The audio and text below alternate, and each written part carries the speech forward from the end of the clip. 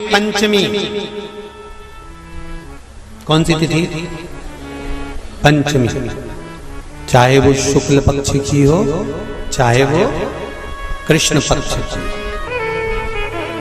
शिव महापुराण की कथा कहती है आपको सुख अनुभव हो जाए। कार्य सिद्ध। जिंदगी में कभी संपदा कम नहीं हो सकती, संपदा बढ़ती चली जाती है। संपदा घट नहीं सकती, बढ़ेगी और घटेगी। कष्ट नहीं आ सकता, रोग बीमारी तकलीफ नहीं आ सकती।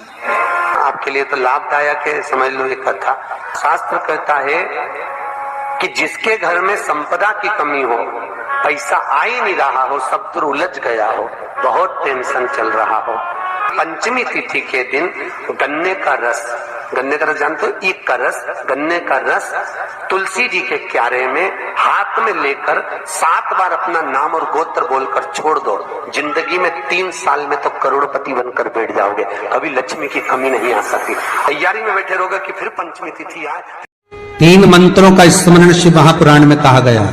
पहला ओम नमः शिवाय, दूसरा मार्कंडू जी के पुत्र मार्कंडेय, मार्कंड के पुत्र मार्कंडेय, मार्कंडेय जी की उम्र थी मात्र 12 वर्ष जीवित रहने की, पर पिताजी ने कह दिया था कि तू शंकर का भजन कर, तू शिव का स्मरण कर। अगर तूने शंकर का भजन करा तो यह पक्का है कि अकाल मृत्यु वो मरे जो काम करे चंडाल का, काल उसका क्या बिगाड़े जो भक्त हो महाकाल का। काल का हरण करने वाला एक ही हो सकता है, वो महाकाल हो सकता है, उसके सिवा कोई नहीं। मार्कंडेय जी से कहा तेरी उम्र 12 वर्ष की है, केवल 12 वर्ष।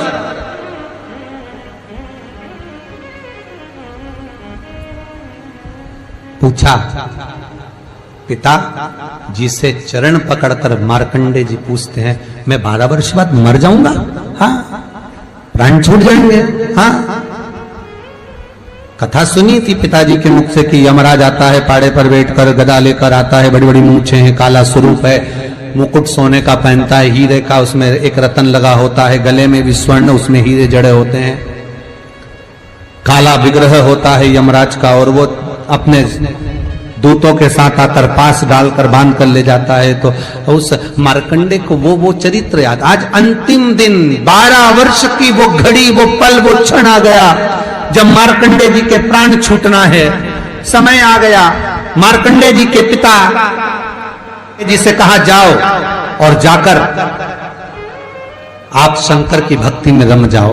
पिताजी और माताजी भी लग गए, मार्कंडेय जी भी लग गए। मार्कंडेय जी को लेने के लिए यमदूत आ गए, डर गया। थोड़ी देर बाद यमदूत देखे कि शंकर का अनुमोदन कर रहा है, वापिस चले गए। यमराज आ गया, वही पाड़े पर बैठकर, वही भैंसे पर बैठकर, वही काला स्वरूप। डर लग गया 12 साल के बच्चे को। उसने शंकर का शिवलिंग पकड़ लिया, गले से लगा लिया, शंभो मुझे डर लग रहा है, शंकर मुझे भय लग रहा है। और तब तेज तेज महामृत्युंजय मंत्र को, वैदिक मंत्र को पुकारना प्रारंभ करा। जब 33 अक्षर के उस महामृत्युंजय मंत्र को पुकारा, शंकर सामने खड़ा हो गया। यमराज पीछे हट गया कि ये अब मेरा है, इसको तू नहीं मार सकता। वो 33 अक्षर के मंत्र का उच्चारण जब उस मार्कंडेय जी ने करा, देवता जान गए कि इस मंत्र की मूलता क्या है। पहला मंत्र ओम नमः शिवाय, दूसरा मंत्र जम के बोलो महामृत्युंजय मंत्र, और तीसरा मंत्र वही श्री शिवाय नमस्तुभ्यम। ध्यान दीजिएगा, मंत्र के 3 क्रम है, वैदिक, तांत्रिक, शाब्दिक। मंत्र के 3 क्रम है। तीनों मंत्र देख लीजिए,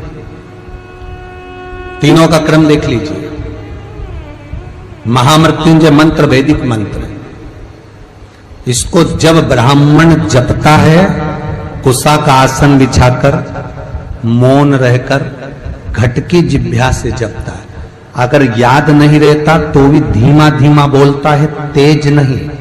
महामृत्युंजय का जाप, अनुष्ठान, सामने कलश स्थापन कर कर प्रेम से 1100, 11,000, 1,25,00,000 अनुष्ठान किया जाता है। ओम नमः शिवाय का जाप चलते फिरते किया जा सकता है। श्री शिवाय नमस्तुभ्यम शाब्दिक मंत्र है। इस मंत्र का प्रयोग के लिए ना आसन की जरूरत है, ना तब साधना की जरूरत है। जब जप रहे हो शंकर साक्षी। हाँ, कोई रोग आ गया, कोई बीमारी आ गई, कोई कष्ट आ गया, बहुत भारी आ गया, तो महामृत्युंजय का स्मरण शंकर की साक्षी में होना चाहिए। वो 33 अक्षर का महामृत्युंजय मंत्र, वैदिक मंत्र, शिव की साक्षी में। पर दुनिया के लोग आज वो चिल्ला चिल्ला के उस मंत्र का स्मरण करते हैं, वो श्रेष्ठ नहीं है। नहा रहे हो, सोचादि कर्म में जा रहे हो और वो डब्बा लगा दिया,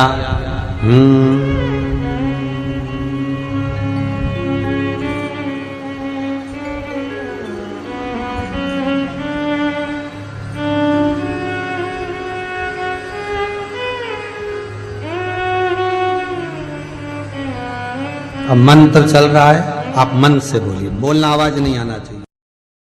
आज भी स्कंद पुराण कहती है कि भगवान शंकर ने अन्नपूर्णा के दरवाजे पर पहुंचकर जब काशी में भिक्षा मांगी थी तो अन्नपूर्णा ने कहा था, ए शंकर, मैं उस गरीब से गरीब व्यक्ति का भी भंडार भर के रखूंगी, बस एक गलती नहीं होना चाहिए कि जहां भोजन बने उस स्थान पर बैठकर, उस स्थान पर खड़े होकर भोजन बनाते समय उस भंडार गृह में जूता नहीं होना चाहिए। तो तुम्हें भर दूंगी भंडार।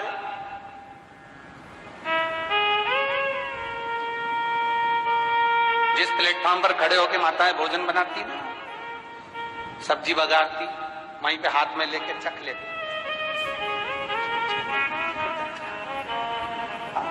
मई हरियो जगदम्बा, विचार तो करो। भले तुम भगवान को भोग नहीं लगा रही, पर पति तो परमेश्वर है। भले तुम भगवान को भोग नहीं लगा रही, पर पति तो परमेश्वर है। पति के लिए कहा परमेश्वर, मतलब भले भगवान की तुमने सेवा नहीं करी, भले अर्चना नहीं करी, भले पूजन नहीं करी, पर पति तो परमेश्वर है। सब में ही तो वही समाया। घर में जो सास रहती है वो भी तो मां है, जो पिता रहता है वो भी तो बद्रीनारायण है। महाराज फिर क्यों चक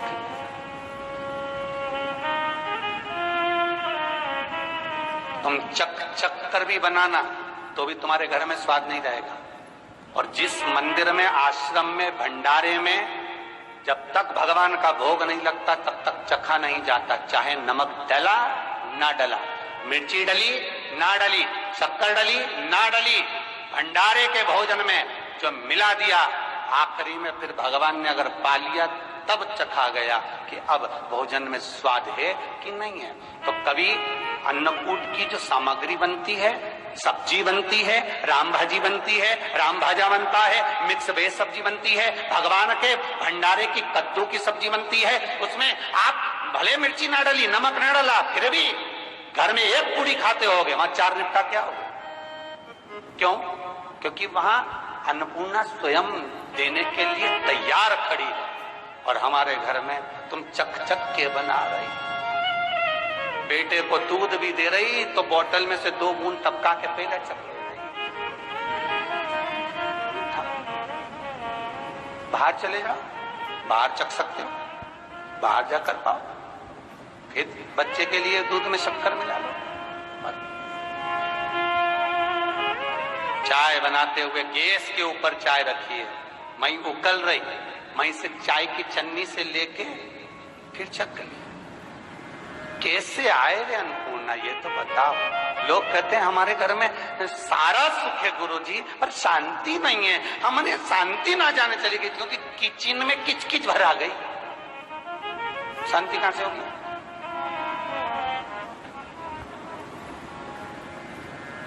वहां इतना किचकच भरा हुआ है, प्रेम, करुणा, वात्सल्यता, स्नेह, समर्पण समाप्त हो।